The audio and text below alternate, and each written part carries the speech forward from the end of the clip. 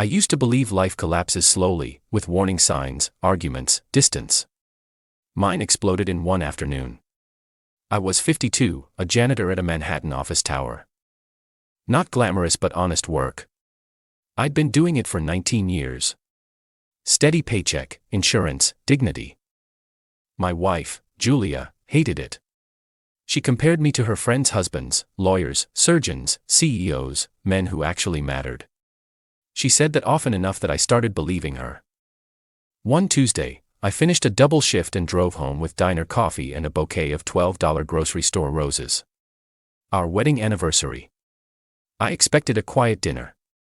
Instead, I walked into a celebration. Candles, champagne, music, and my best friend of 30 years, Ethan, holding my wife's waist from behind. Julia didn't panic. She smiled. "Oh, good. You're home. Saves us time." Ethan chuckled. The same laugh he used when we skipped school together at 17. Now it felt like a knife. Julia's voice cut deeper. "You're a janitor, Mark. You're dead weight. I deserve more." She picked up divorce papers already signed by her lawyer. "I'm taking the house, the savings, and alimony. And yes, Ethan and I are together now. Everyone knew this was coming. You're just too stupid to see it." My knees almost buckled. I didn't cry. I didn't scream. I just looked at the roses in my hand and placed them gently on the counter, like letting go of the last 22 years. 2 months later in divorce court, the judge awarded her the $3.4 million house in Westchester, 60% of our retirement and assets, my truck, and $1,900 a month in alimony. When we left the courtroom, Julia leaned close. "You were born to clean up after better people. Don't forget that." Everyone laughed, including Ethan. I walked out into the cold March wind with nothing but a plastic bag containing 3 shirts, a toothbrush, and the house key I was ordered to surrender. For the first time in my life, I had nowhere to go. And then the phone rang. The number had a +41 country code, Switzerland. I almost ignored it, assuming spam, but something, instinct, fate, maybe exhaustion, made me answer. "Mr. Mark Ellison," the woman asked in a calm, accented voice. "Yes. This is Clarice Mueller from Banque du Rhône in Geneva. We've been attempting to contact you for several years. Your identity was confirmed last week through federal tax databases. Before we proceed, can you verify your mother's maiden name?" My stomach tightened. "Caldwell." Silence. Then a relieved exhale. "Thank you. We need you to come in person. It is regarding a private investment account opened in your name in 2008. I laughed bitterly. "Ma'am, I barely have enough gas to drive to Queens. I think you have the wrong Mark." "No, Mr. Ellison. We are certain. The account was established by your father, Richard Ellison." I stopped breathing. "My father died when I was 9. "That's not accurate, sir. He passed in 2019. My heart slammed against my ribs. Before I could respond, she added, "And there are documents he requested we deliver to you personally. This matter is urgent." The call ended. I stared at the phone like it had rewritten reality. Because it had.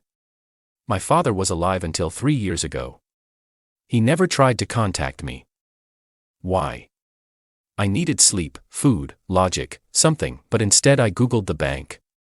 It was real, prestigious, private, impossible to access without extreme wealth, which meant one thing. Someone was lying. 4 decades. The next morning, I bought the cheapest ticket to Geneva, using borrowed money from my cousin. I didn't tell anyone where I was going. Not that anybody cared. When I arrived, the bank lobby looked like a cathedral made of marble and silence. A man in a gray suit approached instantly. "Mr. Ellison, we've been expecting you." He escorted me into a private office. A sealed leather portfolio waited on the desk. Inside, a single-page letter addressed in elegant handwriting. "To my son, I am sorry. Your mother kept you from me. Everything I built for you. Ask Clarice for the file. Trust no one else. Dad." My hands shook. My father hadn't abandoned me. He'd been erased. Clarice returned with a thick binder, stamped confidential, legal hold. Inside were custody filings, recorded voicemails, letters returned, refused by recipient, private investigator reports, transcripts of threats from my mother. My mother didn't leave my father. She stole me from him. According to court documents, he was a New York architect who pioneered sustainable skyscrapers. His firm later built half the new skyline. My mother married him young, became jealous of his success, and demanded total control. When he filed for divorce, she fled with me, changed our last name, cut communication, lied to me for 43 years. He fought for custody for 5 years. He called every birthday, every Christmas, every milestone.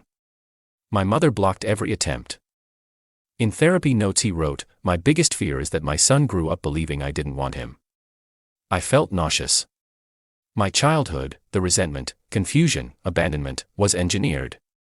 But the most devastating piece was a photocopy of my mother's handwritten note dated 1993. "He'll never know you exist." Clarice watched my face carefully. "Your father spent his final years preparing for you to find the truth." She handed me another envelope. Estate documents. My father's net worth was not moderate. It was staggering. $47.2 million. He left every dollar, every property, every patent, every business share. To me. Not a cent to anyone else. Why didn't he contact me himself? I whispered. He tried, Clarice said, placing a USB drive on the table. "These are videos he recorded for you. We were instructed to give them only if you ever came." I played the first one. My father. Gray hair. Kind eyes. Sitting in a leather chair. "Hi, Mark. If you're seeing this, you've already learned the truth.